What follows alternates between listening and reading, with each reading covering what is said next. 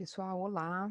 Eh, Boa noite, né? Eu sou a professora Sônia, acho que vocês lembram de mim. Faz um tempo que a gente não conversa, mas nós vamos retomar um pouquinho da nossa conversa relativa às aulas de pediatria, tá ok? Vocês devem ter assistido já uma aula que foi postada sobre classificação do recém-nascido. Quem deu aula para vocês foi a doutora Carolina, tá? Que é uma médica pediatra, né? E hoje nós vamos falar um pouquinho sobre aleitamento materno. O que é importante a gente ver dentro do aleitamento materno como pediatra, né? Qual deve ser a visão de vocês? Então, assim, a gente já conhece um pouquinho da história do aleitamento materno, vocês já estudaram isso em algum momento, com certeza, né? É importante que a gente saiba, aqui eu trouxe uma pequena revisão da mama, né? Então, aqui a gente tem algumas estruturas da mama, então a gente vê a parede torácica, a parte das costelas, músculos peitorais, e o que mais nos interessa dentro do aleitamento materno, que são os lóbulos, né? Então a gente tem aqui, ó, lóbulo, que a gente vai falar bastante sobre isso, a parte de auréola, a parte de mamilo, né? Os ductos de leite, que são os ductos lactíferos, tecido adiposo e a pele, tá certo?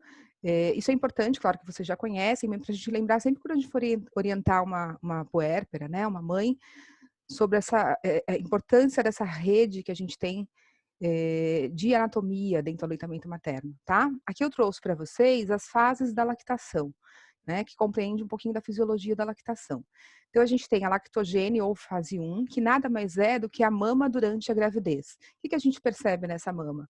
Aumento de volume, aumento de pigmentação, alteração de pigmentação, né? Alteração do tamanho da auréola, alteração do fluxo sanguíneo e visualização de rede venosa. Essa visualização de rede venosa são aquelas veias que a gente percebe na mama, né? Mais evidentes durante a gestação e muito mais evidente ainda durante a amamentação. Chamamos isso de rede de Haller, tá? E aqui a gente tem certamente o quê? Estímulos hormonais acontecendo. Na segunda fase da lactação, ou a lactogênese fase 2, é o início da produção láctea, que a gente tem um determinismo totalmente endócrino, né? Então a gente percebe o quê?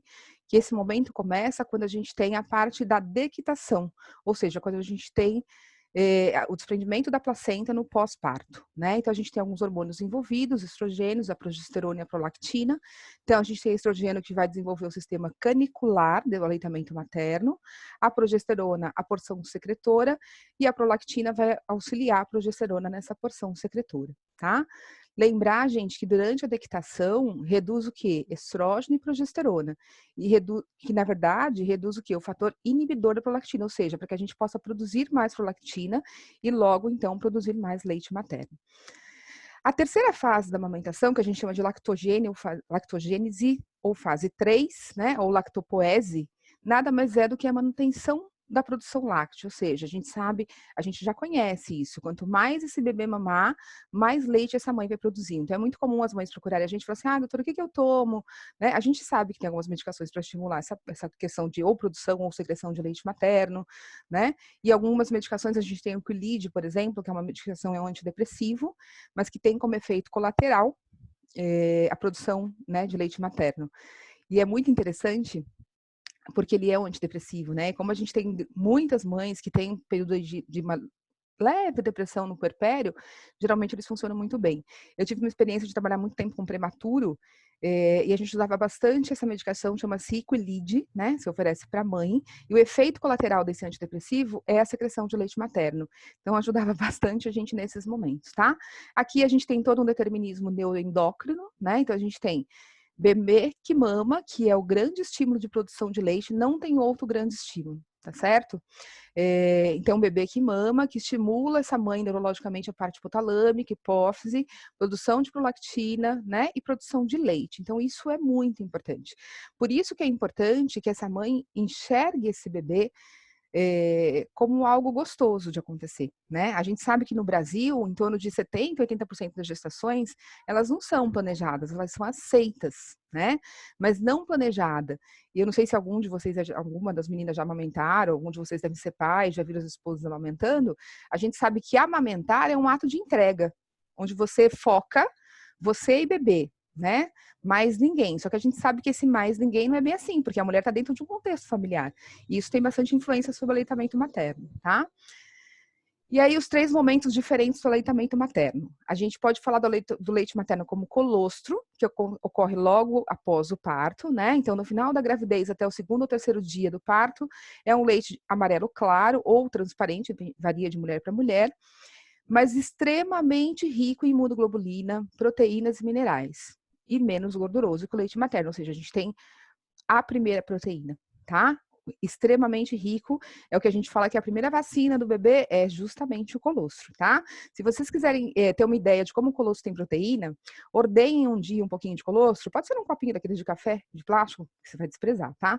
Você ordenha ele e deixa ele paradinho lá, mais ou menos 40 minutos em cima do móvel de cabeceira. Quando vocês olharem, ele virou uma gelatina, de tanta proteína que ele tem. Por isso que nos bancos de leite, a gente não consegue pasteurizar colostro. Tá?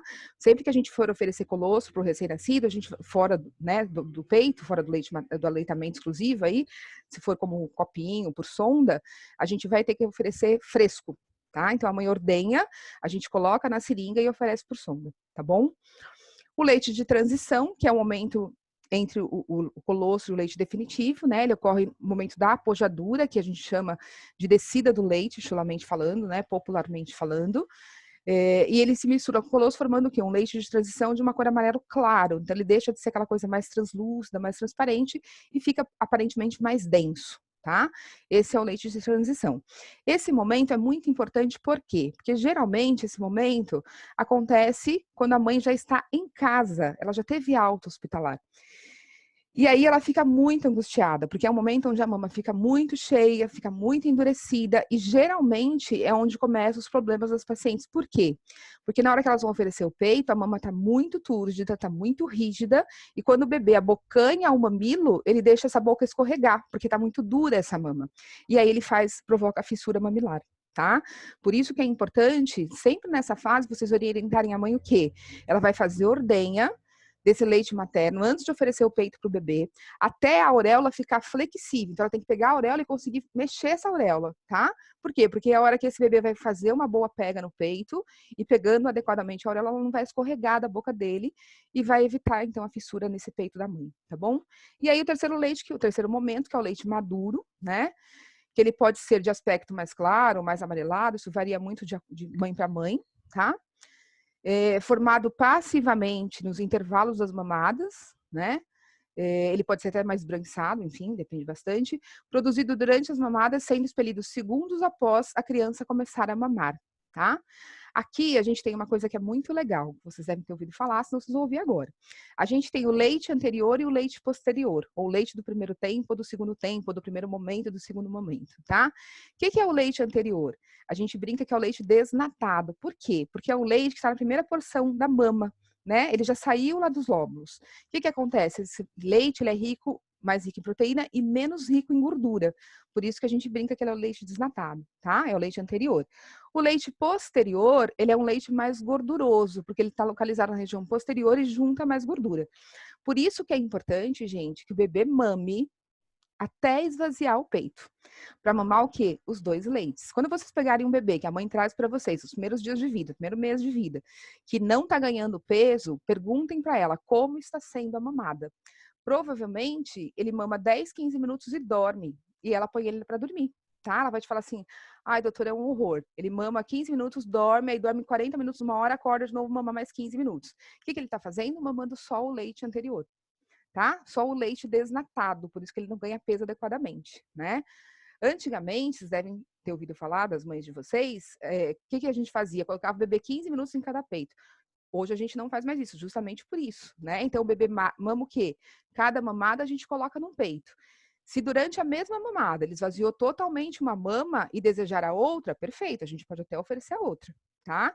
Mas aí quando eu começar a outra mamada, eu vou começar por aquela mama onde o bebê parou, tá certo? Senão cada mamada a gente oferece uma mama. Eu costumo orientar assim e acho mais fácil. E uma pergunta que as mães sempre vão fazer pra gente, mas doutor, quanto tempo ele vai ficar mamando? Né? Não sei. Não dá pra gente cronometrar isso no relógio. Senão, gente, a mãe vai ficar neurótica. Ela vai pôr no peito, vai colocar um relógio na frente dela e vai falar, ai meu Deus, 40 minutos, 20 minutos, meia hora. Ela vai arrancar o cara do peito, vai fazer, enfim. Então não rola esse estresse, né? Eu digo para as mães sempre o seguinte, ele vai mamar até se sentir satisfeito. tá? Se você perceber que ele mamou, esvaziou, esse peito está totalmente vazio, você percebe que não tem mais quase leite, pode pôr no outro se ele não estiver satisfeito, não tem problema. Eu gosto muito dessa imagem da internet, tá? Não é uma imagem minha, peculiar, particular, que eu acho que traz bem pra gente a resposta dessa pergunta: por que amamentar, né? E eu trabalho com aleitamento materno há muito tempo, gosto muito, né? Foi minha tese de mestrado. E eu digo assim, a gente conhece todos os benefícios do leite materno, a gente conhece todos os benefícios para a mãe e para o bebê, os benefícios econômicos. E por que a gente não emplaca, né? Porque a gente está falando de educação em saúde, a gente está falando de mudança de comportamento, tá? E aí cabe a gente, como profissional de saúde, como médico pediatra, como enfermeiro, como agente comunitário, enfim, qualquer pessoa que conheça aleitamento, que entenda de aleitamento e consiga levar essa proposta adiante, tá?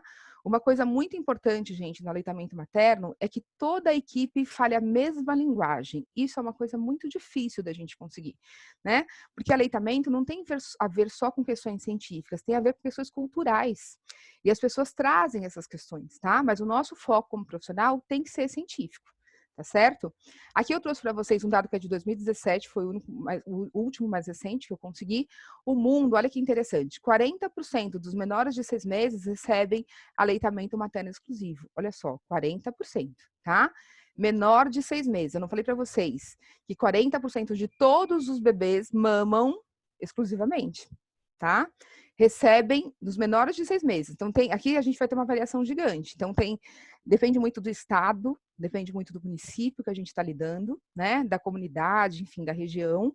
Mas a gente tem alguns lugares, gente, que nem 30% dos bebês chegam a mamar até 6 meses exclusivamente, tá certo? No Brasil, 39%, a gente tem 39% de aleitamento materno exclusivo, segundo a Unicef e a OMS, em 2017, tá?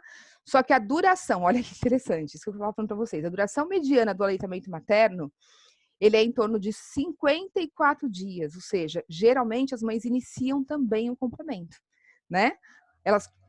A média de exclusivo, a mediana de exclusivo, falando de estatística um pouquinho agora, é de 54,1, ou seja, é muito baixo ainda. A gente precisa melhorar esse número, tá?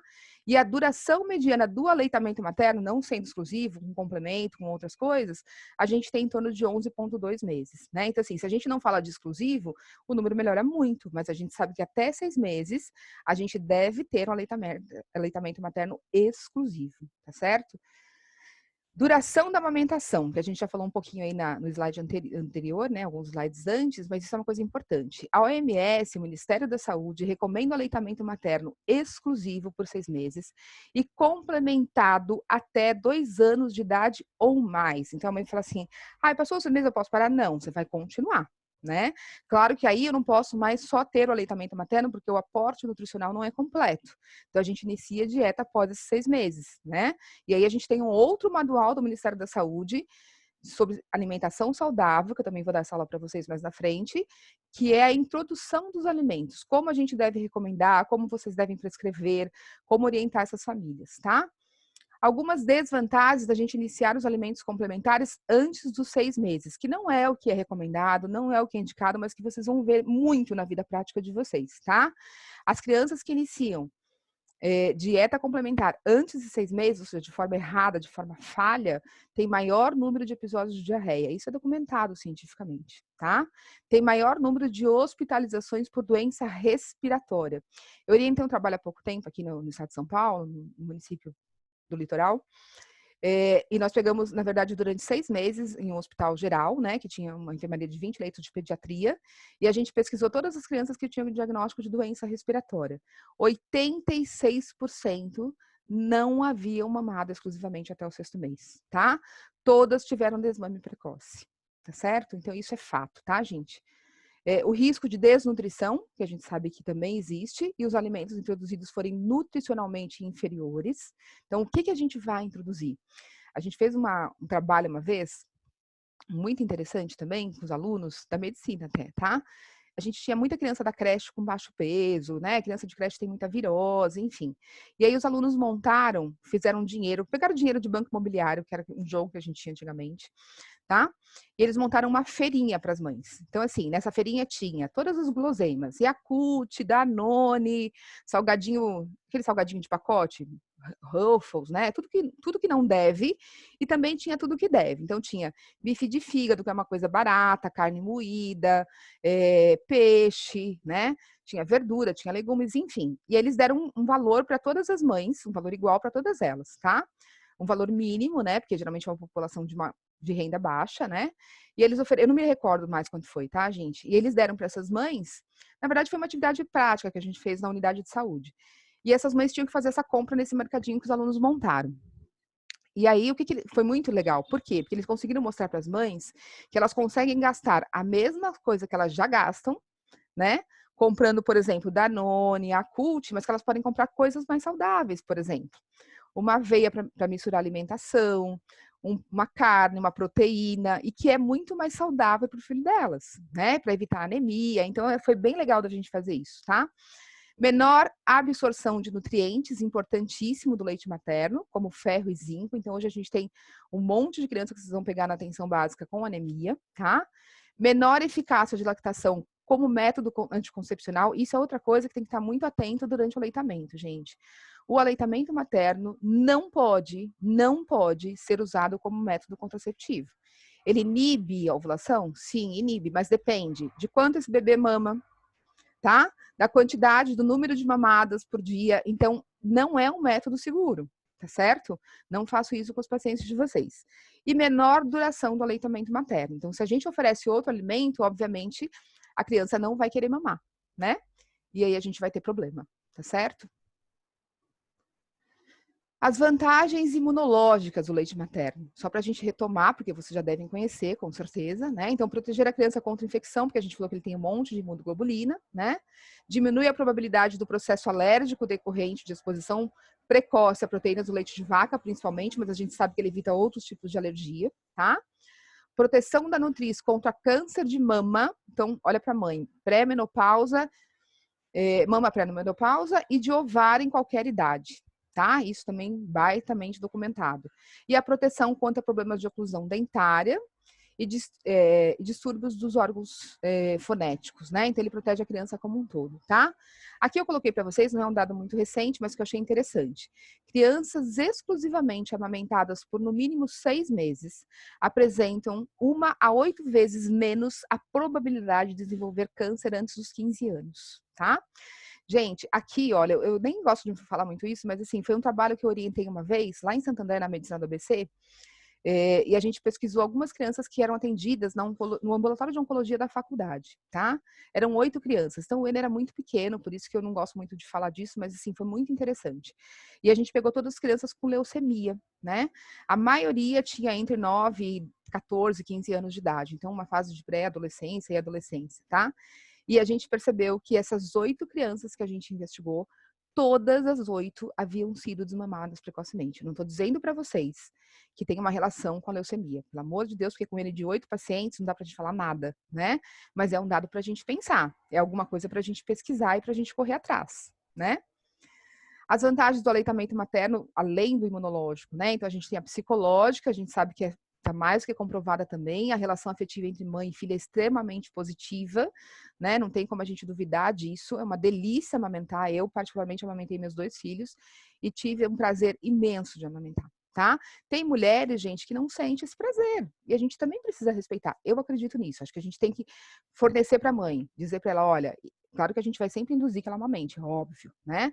Mas eu preciso dizer para ela, os pontos positivos são esses, os negativos são esses. Agora você escolhe, né? Mas é óbvio que eu, como profissional de saúde, vou puxar muito mais pelos positivos, até porque negativo a gente não conhece, né? É uma entrega, é uma doação realmente, tá?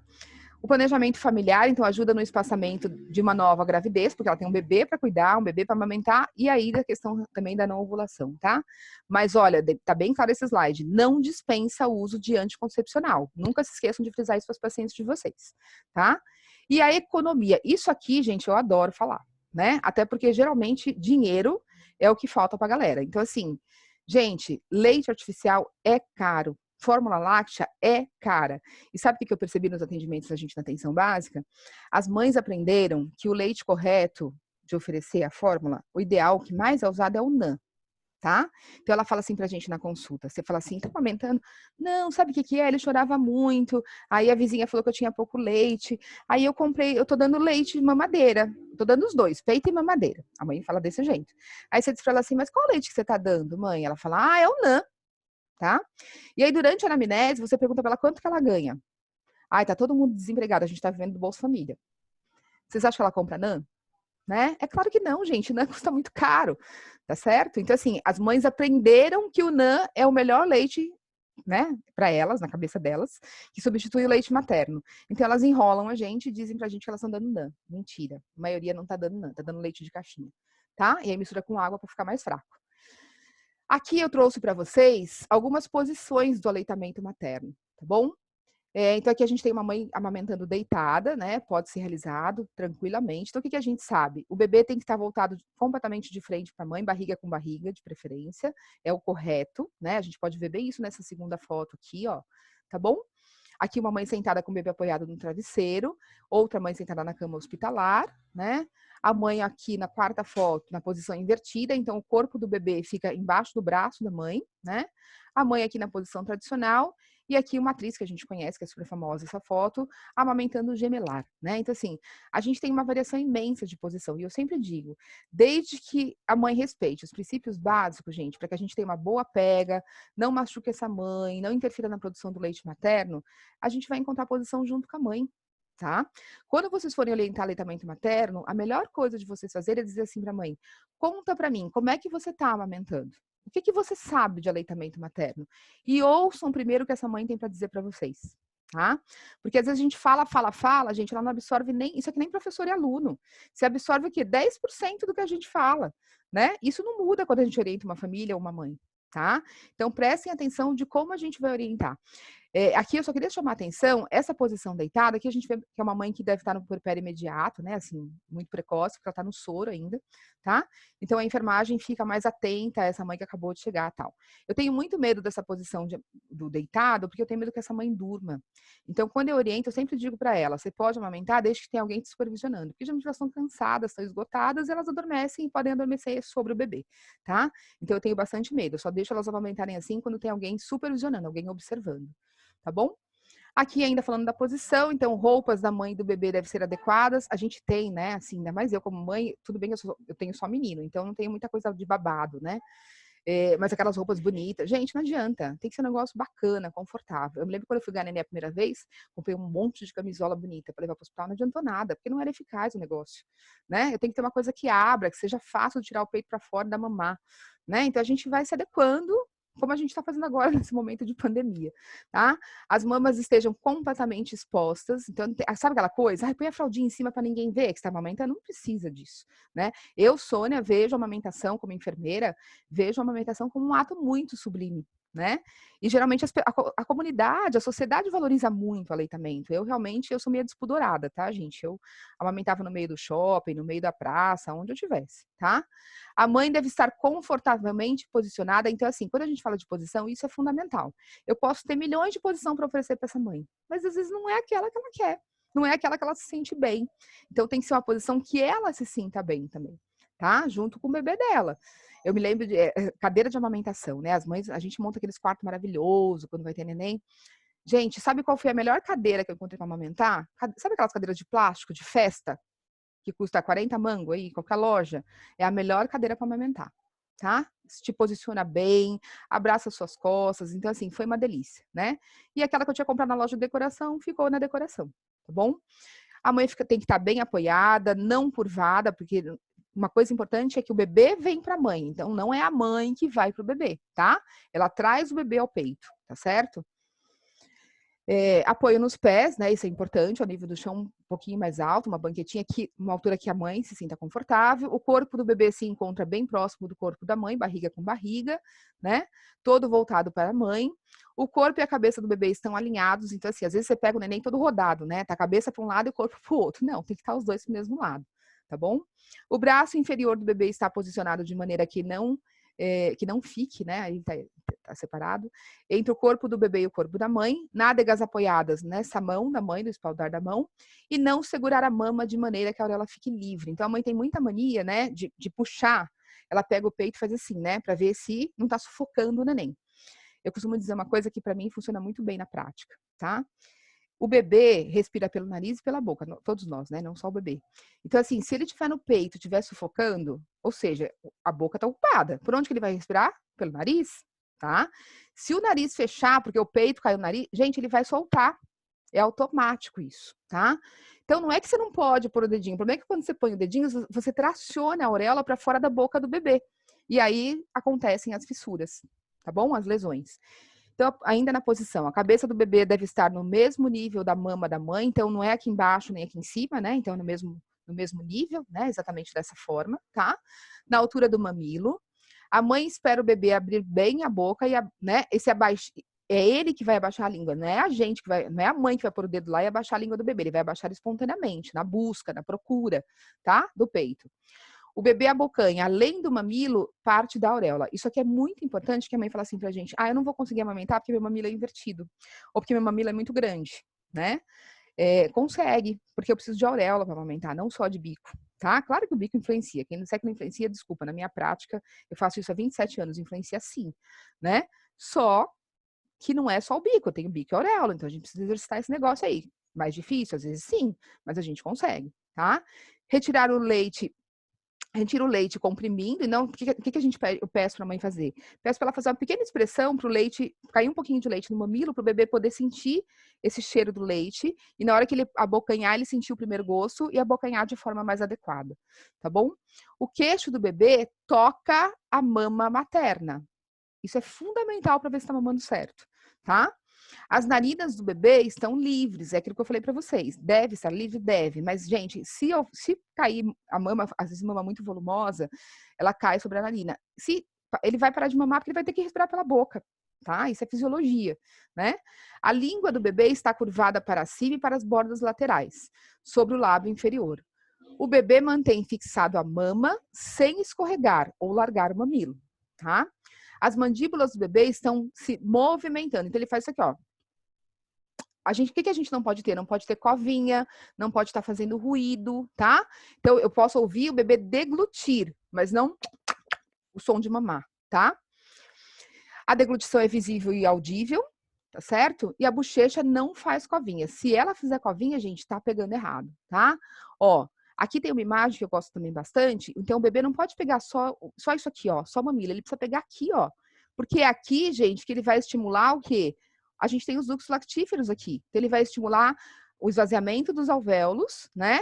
E vai estimular a saída desse leite. O que acontece? Olha como esse ciclo de desenvolver lesão mamilar é muito vicioso, né? Porque se esse bebê pega só a pontinha do peito, se ele pega só o mamilo, o que acontece? Além dele não, ele vai chorar, vai ficar bravo, porque a quantidade de leite vai ser muito pequena. Ele não vai esvaziar essa mama completamente. Ele vai fissurar essa mama. Aí vocês vão ter uma mama fissurada, engurgitada, né? Porque ele não esvaziou. Essa mãe vai ter muita dor e não vai amamentar. O que vai acontecer? Vocês vão ter uma mastite, provavelmente, e aí pode ter um abscesso e pode ter outras complicações, tá bom? Essa foto é do Ministério da Saúde, não é uma foto da Sônia, não é uma foto exclusiva, né? Então, observem aqui, ó. A gente tem aqui, olha que pega mais linda dessa foto, tá? Então, a gente tem um bebê, olha só, a boca, eu falo que é boca de peixe, né? Tem que estar uma bocona de peixe aberta, tá? Observem que o lábio inferior tá aqui. Aqui, ó, a única coisa que a gente tem é que o queixo não tá encostando na mama materna. Deveria estar, como nesse desenho aqui acima, ó, tá vendo? Aqui no desenho a gente vê a boca do bebê bem aberta e o queixo encostando na mama materna. Tá bom? Eu tenho a impressão que esse bebê da foto tá meio rodado, tá vendo? Porque o nariz não tá de frente pra mama da mãe, tá? E o queixo não tá encostando na mama, ele deve ter a cabecinha um pouquinho mais lateralizada, tá? Aqui, gente, ó, nesse desenho a gente vê a pega correta, tá vendo? Então a gente vê a posição da boquinha, a posição da língua e a auréola da boca do bebê. Aqui, ó, na posição que tá incorreta, no desenho abaixo, vocês podem ver o quê? A pega somente no mamilo, tá? O que acontece? Ó, a quantidade de leite que ele deglute não é suficiente. Então, ele não esvazia essa mama completamente, logo ele não vai estimular a produção de mais leite, tá? Olha que eu falei para vocês. Isso aqui, gente, ó, essa foto que vocês estão vendo aqui do lado direito do vídeo de vocês, acima, é uma mama engurgitada. Isso é mama engurgitada. É aquela mama que parece que a gente passou lustramóveis, né? Ela brilha, tá no escuro, tá? De tão cheia que ela tá. Pensa, se esse bebê pegar essa auréola aqui, dura, a boca dele vai escorregar, ele não vai conseguir abocanhar e fazer o movimento que ele deveria. Por isso que eu falei para vocês, esvaziem a auréola da mãe, até a gente conseguir deixar ela flexível, a gente dobra, tá? A auréola tem que estar assim, ó, a gente pega ela desse jeito mesmo, tá? Aí sim, a hora que ela estiver flexível, a gente coloca o bebê no peito, tá bom? E aqui eu trouxe um pouquinho dos problemas que a gente tem no aleitamento materno, que é onde a gente atua pra caramba, quando a mãe geralmente nos procura, né? Então, bebê que não suga ou tem uma sucção muito fraca, às vezes a gente tem freio de língua, né? Às vezes é prematuro, tá certo? Então, precisa ficar de olho nisso. Bebê com baixo peso, tem menos força muscular, tá? Mãe que acha que tem pouco leite, se ele mama mal, gente, ela vai produzir pouco. Tá? Não tem jeito, é fato, por isso que eu falei para vocês, é um ciclo vicioso, é uma coisa que puxa a outra, tá? A demora na descida do leite, a gente sabe que aqui o parto normal tem um papel fundamental, o leite desce muito mais rápido do que no parto operatório. Mamilos planos e invertidos, esse é onde mais a gente tem que atuar na orientação e supervisionar mesmo essa mãe, tá? O engurgitamento mamário, que é essa foto que eu falei para vocês aqui aqui, ó, no lado externo, acima e externo do vídeo, tá? Dor nos mamilos e mamilos machucados, candidíase, que é a monilha. Bloqueio de ducto lactífero acontece aqui, ó, na mama engurgitada, ou aqui, ó, na mastite, tá? Por quê? Porque o leite, lembra que eu falei para vocês? A gente tem muita proteína, ele vira uma geleca. Então, ele vai obstruir o ducto lactífero, tá? Por isso que a gente ensina a fazer massagem na mama como se fosse um liquidificador, para fluidificar esse leite, tá? A melhor coisa quando você tem uma mama engurgitada é que dói pra caramba. Então, vocês podem fazer um analgésico para essa mãe, uma dipirona, um Tilenol, enfim, tá?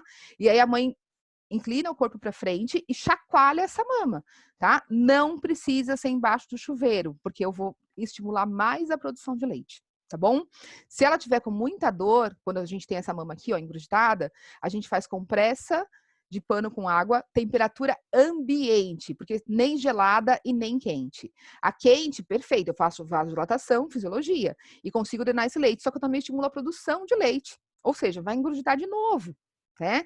Se eu fizer gelado, eu faço vasoconstrição. Esse leite não vai sair. Tem algumas colegas que eu conheço, da Unifesp até, que eles usam alternado, compressa fria e compressa quente. Eu já usei, gente. Particularmente, não deu muito certo, tá? Então, eu costumo usar uma compressa para aliviar a dor apenas, não tem outro objetivo, tá certo? A gente pode ter a mastite. Por que acontece a mastite? Aqui, ó, nessa foto do meio da tela de vocês têm uma mama fissurada. Isso aqui é uma fissura. Isso aqui é pega errada. Mama só fissura se o bebê pegar errado, tá bom? Aí, o que acontece? Porta de entrada. A bactéria vem, entra e faz a infecção. As duas fotos abaixo, aqui vocês têm uma baita mastite, talvez até aqui um abscesso, é foto de internet, tá? E a gente tem o quê? Uma mama hiperemiada, uma mama dolorida, né? Engurgitada, que não tem necessidade se a gente souber orientar corretamente, tá bom? Aqui é uma outra imagem que eu trouxe para vocês, os tipos diferentes de mamilo que a gente tem, né? Então, nós adoraríamos que todas as puérperas tivessem este mamilo, que é o mamilo protuso, tá bom? Eu posso ter um mamilo semiprotuso, né? Eu falo que é um mamilo de faz de conta, tá? Isso é muito comum em adolescente, tá bom? Um mamilo extremamente hipertrófico, muito grande, muito comum em mães orientais, tá? De origem oriental, vocês vão perceber isso. Também é muito difícil, porque ele é muito grande para a boca do bebê, tá? E o mamilo invertido, que na minha opinião é o mamilo mais trabalhoso que tem, tá bom? Aqui tem um exercício para os mamilos invertidos, eu adoro, tá? Mas tem muitos outros, eu até tenho outros mais fáceis de fazer. Então, a gente traciona lateralmente a auréola, depois horizontalmente para cima e para baixo, depois a gente puxa o mamilo de levinho, traciona ele, dá uma pequena giradinha, ó. Puxa o bico do peito e gira, puxa e gira, tá? Esse exercício funciona super bem. Eu gosto muito de um outro exercício, que acho que não tá aqui, tá na faculdade, eu tô gravando aula em casa. A gente pega uma seringa, 2 seringas grandes, de 20 ml, pode ser, se tiver de 50 até melhor, mas geralmente a gente tem de 20 no serviço. E a gente gruda, une seringa como um pedacinho de borracha de... Ai, gente, de garrote, de pegar aveia. Sabe aquela borrachinha de mico? Você gruda as 2 seringas com um pedacinho assim de borracha, tá? E uma das seringas você tira o êmbolo, tá? E aí o que você faz? Você vai... Gente, desculpa, aqui é um negócio de limpar a tela. Essa seringa que você tirou o êmbolo, você encosta no mamilo da mãe, tá? E aí a outra, você faz o quê? O movimento de tração, como se fosse uma bombinha, né? Mas para exercício de mamilo não é para tirar leite, isso, tá, gente? Pelo amor de Deus. E tracionem de leve esse êmbolo, né? Que ficou por quê? Porque senão eu posso lesionar esse mamilo, tá bom? Mas para tracionar mamilo invertido é fantástico, tá bom? Para mim não tem coisa melhor. Aqui a gente tem várias regras, a gente tem o Hospital Amigo da Criança, né? Os 10 passos para o aleitamento materno, que vocês certamente conhecem, e a gente tem isso de monte na internet. Mas 5 regras de ouro que eu gosto muito do apoio no aleitamento materno e que eu uso na minha vida prática, tá? Tratar a situação de cada mãe e bebê como individual. Muito, isso é super importante. Cada doente é um doente, cada paciente é um paciente, cada cliente é um cliente, tá? As pessoas são diferentes, pensem nisso, ninguém é igual a ninguém, tá? Depois, escutar com empatia para conhecer as preocupações maternas. Então, escutar, mas com o ouvido do outro, tá? Escutar com ouvido seletivo, aquilo que realmente me interessa, sem preconceito, sem coisas previamente estabelecidas. Evitar falar muito, que a gente faz muito isso como profissional de saúde, tá? E não ser para esclarecer. Então, assim, não sou eu a dona da verdade, né? Espera ouvir o que essa mãe tem para falar para você, pede para ela, mãe, mostra para mim, por favor, como é que você coloca esse bebê no peito, né? E nunca falar assim, isso está errado. Não. Ó, tem uma posição, né? Tem uma coisa que é legal a gente ver. O que você acha de fazer assim? E propõe. Faça uma proposta para essa mãe, tá? Oferecer informações suficientes para que as mães façam as próprias escolhas. É aquilo que eu falei para vocês de amamentar ou não. Eu lembro de um caso que eu peguei uma vez no Albert Einstein. Eu fazia centro obstétrico, TEINEL, enfim, materno-infantil. E aí, era uma pediatra da Unifesp, uma graça de pediatra. Ela tinha muito bebê com a gente na UTI neonatal, a gente conhecia ela bastante. E ela foi dar luz com a gente lá no hospital. Era um parto operatório, foi um parto cesárea, foi uma escolha dela, tá? E quando ela saiu da cesárea, ela falou assim, eu levei o bebê, fui buscar o bebê, e ela falou para mim assim, Sônia, peça, por favor, uma mamadeira de 100 ml pro meu bebê. Eu falei, doutora, você tá louca? Eu falei, não faz isso não. Sônia, eu não quero amamentar, eu não tenho paciência, eu não gosto de aleitamento materno, eu não quero saber de peito, tá? Eu já conversei com o meu obstetra, já vou medicar, já vou sair com enfaixamento mamário e eu não quero amamentar. Gente, é uma opção do indivíduo, né? Então, assim, eu sou super a favor de aleitamento, mas não, eu acho que a gente precisa ouvir o que essa mãe tem para falar pra gente, tá? Às vezes tem uma experiência anterior que foi péssima, né? Então eu posso dizer para ela assim, ó, vamos pelo menos tentar, deixa eu te ajudar. Se não der certo, perfeito, mas deixa eu te ajudar, tá? Garantir que pais e familiares estejam bem informados para que possam apoiar a mulher que amamenta. Tem uma coisa, gente, que eu acho que a gente peca muito no pré-natal, tá?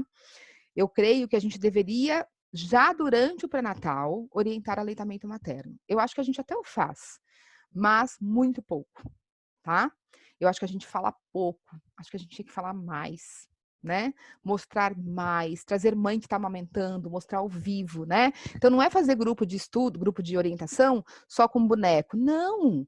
É trazer uma mulher que está amamentando, colocar lá na frente, claro, alguém que tope isso, né, obviamente, e mostrar para essas outras mães que vão ter bebê qual é a posição ideal, o que é bacana de fazer, né? Porque o exemplo é a melhor forma para a gente ensinar, tá? Responsabilizar governos locais de trabalho e sociedade pela criação de um ambiente em que cada mulher seja totalmente capaz de optar pelo aleitamento materno e manter a sua decisão. Aqui uma coisa que eu acho que atrapalha muito a gente é não ter a licença maternidade no emprego de 6 meses, e sim de 4 meses, né?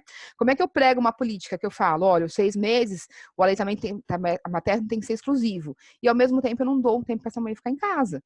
Então eu estou numa dubidade de informação, né? Eu acredito que isso prejudica muito a gente, tá?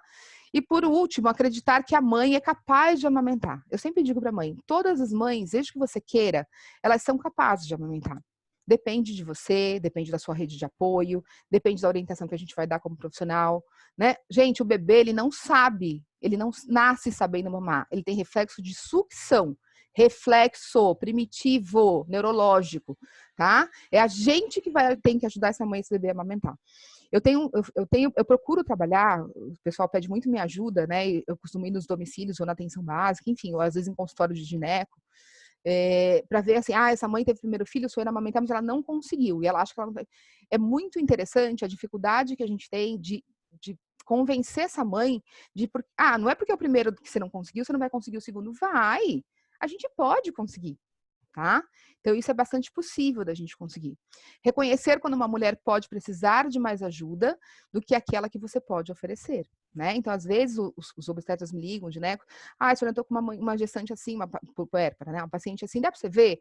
Eu vou ver, né? Esses dias mesmo, semana retrasada, teve uma paciente que, assim, ficou claro para mim, gente, ela não tinha condições psicológicas de amamentar. Era uma mãe que já tinha depressão, já fazia uso de medicação controlada, né? Teve fissura, a mama era muito volumosa, uma mãe de quase 40 anos, primeiro filho, eu costumo brincar, falo que é mãe velha, eu também fui mãe velha, né? E aí eu tentei durante 3 dias, tá? Eu acompanhei essa mãe, eu trabalho com laser, apliquei laser na mama, tal, não adiantou. Liguei para a obstetra e falei, olha, Lisida, não dá para continuar, tá? Então tá bom, Sônia, vamos entrar com fórmula. Acabou, gente, né? É difícil? Claro que é difícil. Pra gente que ama aleitamento, é uma decisão muito difícil, mas é necessária. Eu acho que a gente tem que ser coerente, tá? E aí, para finalizar, gente, eu deixo para vocês essa mensagem, né? Obrigado. Acho que eu acredito que valeu muito a pena amamentar. Hoje meus filhos têm 9 e 16 anos, tá? São extremamente saudáveis, comem super bem, né? Esse que vocês estão vendo aqui é meu marido, Marcos, o Arthur, que é meu filho mais velho, que hoje tem 16 anos, e esse é o Gabriel, que hoje tem 9 anos, tá? E essa sou eu gestante, tá bom? Gente, muito obrigado pela paciência de vocês. Espero que eu tenha colaborado com o conhecimento de vocês, tá bom? Um beijo e até breve.